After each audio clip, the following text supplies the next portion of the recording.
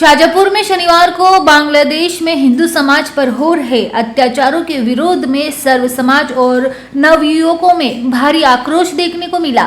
कार्यकर्ताओं ने सड़कों पर उतरकर बांग्लादेश में हिंदुओं के साथ हो रहे नरसंहार और बर्बरता की घटनाओं का विरोध दर्ज कराया गया है। प्रदर्शनकारियों ने भारत सरकार से मांग की है कि बांग्लादेश में हिंदू समाज पर अत्याचार करने वाले दोषियों के खिलाफ कड़ा और ठोस कदम उठाया जाए। विरोध प्रदर्शन के दौरान कार्यकर्ताओं ने सड़क पर बांग्लादेश का झंडा लगाकर अपना आक्रोश जताया।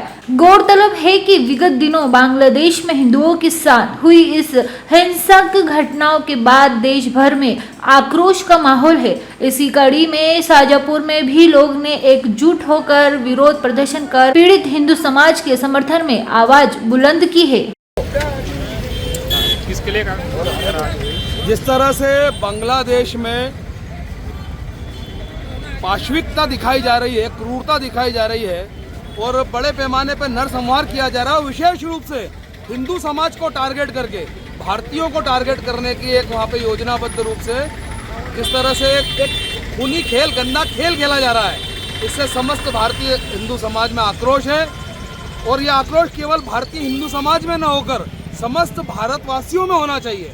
इसीलिए आज शाजापुर के नव युवाओं ने पहल करते हुए अपने आक्रोश को व्यक्त करते हुए अपनी भावनाओं को ऊपर तक पहुँचाने के प्रयास हेतु शाजापुर नगर में बांग्लादेश के झंडे ऐसे चौराहे पे लगाए हैं जहाँ से लोग निकल सके, जहाँ से उनके ऊपर वाहन गुजरे और पाँव से बांग्लादेश के झंडे को रौंद सके।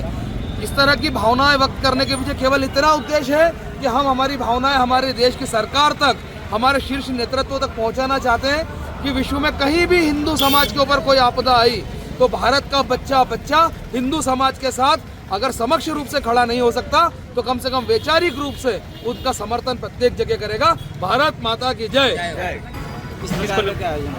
आज बांग्लादेश में अभी वर्तमान में जिस तरह हिंदुओं पर, सनातन धर्म पर और इंसानियत के खिलाफ जो काम हो रहा है, जो हिंदुओं को वहाँ पर हिंदुओं के ऊपर जो अत्याचार हो रहे हैं, उन अत्याचार के खिलाफ आज शाजापुर में समस्त हिंदू युवा संगठन द्वारा एक रैली निकाली गई, एक जन जागरण रैली निकाली गई। और हम भारत सरकार से यह निवेदन करते हैं कि वह तुरंत सख्त कार्रवाई करे और बांग्लादेश के जितने भी हिंदू हैं उन सभी हिंदुओं की सुरक्षा करे, उन्हें सहायता प्रदान करे और भारत में जो अवैध बांग्लादेशी रह रहे हैं उन अवैध बांग्लादेशियों को भारत से बाहर करे। साथियों, जिस दीपू चंद्रदास की हत्या की गई है वो हत्या नहीं है, वो हिंदुओं के मुंह पर एक जूता है और जूता भी हमारे ही गू में लपेट के हमारे ही मुंह पे मारा गया है। अभी हमारे वीर शहीदों का सप्ताह चल रहा है, उसी सप्ताह में आज फिर हमारे मुंह पर एक जूता मारा गया है।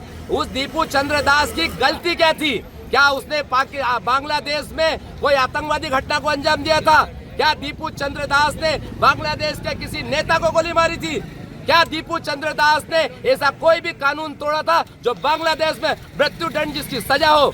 और यदि दीपू चंद्रदास ने कोई गलती की थी तो न्यायालयीय प्रक्रिया के तहत उसके ऊपर केस बनता, उसे सजा होती तो हमें भी कोई दिक्कत नहीं थी। लेकिन जिस तरह से उसे घर से निकालकर चौराहे पर मार कर लटका कर जिंदा जलाया गया वह घोर अमाननीय है। सीए यात्रा के वक्त जब मोदी जी ने समस्त विश्व के सामने यह शपथ ली थी कि पूरे विश्व में कोई भी हिंदू कहीं पर किसी भी देश में है और उसके ऊपर अत्याचार होगा तो यह सनातन संस्कृति की सरकार उस हिंदू की मदद करेगी। या वही बांग्लादेश है जब उस बांग्लादेश के पठानी मुसलमान इन्हीं बांग्लादेशी मुसलमानियों को गोली मार रहे थे, वहाँ की फौज उन्हें दमनकारी नीति अपना रही थी, तब भारत की सरकार ने उन बांग्लादेशियों की रक्षा की थी और हमारी मुक्ति वाहिनी सेना वहां पर भेजी।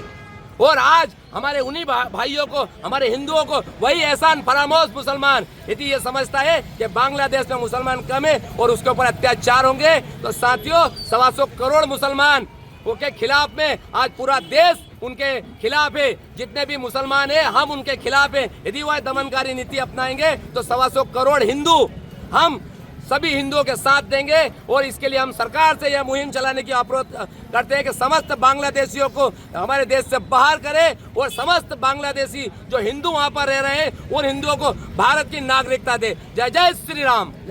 शाजापुर से दिलीप सौराष्ट्र की रिपोर्ट।